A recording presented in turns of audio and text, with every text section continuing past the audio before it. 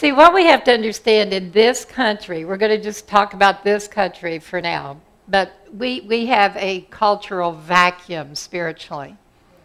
And because the church, and I'm not talking about any one denomination, is not satisfying the spiritual hunger that people have, that is an innate gift from God. There is a big G-shaped hole in us that only God can fill.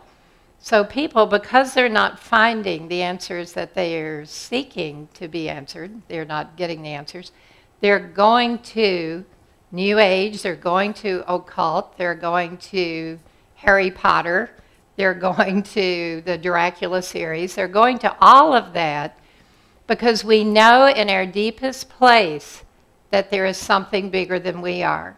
We know in our deepest place that there's something more powerful than we are. And if we can't label it creator, we're going to have to plug in wherever we can that's culturally in or accepted right now.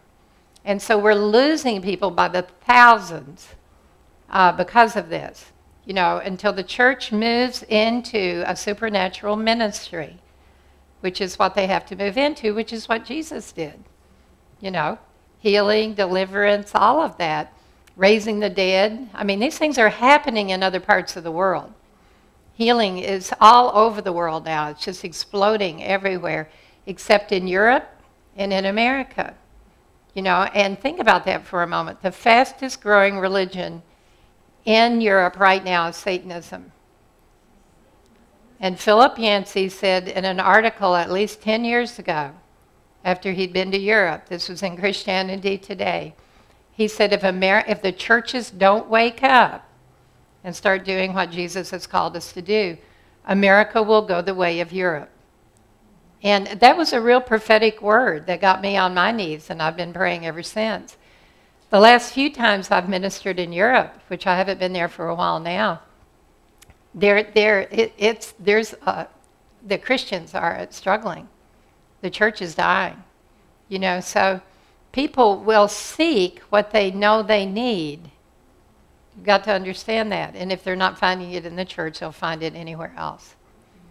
You know, and unfortunately, a lot of those places that they're finding in the paranormal, supernatural, whatever it is out there, New Age, occult, whatever it happens to be, angel worship. I mean, that's another one that's really big in Ireland right now. You know, it's really sad.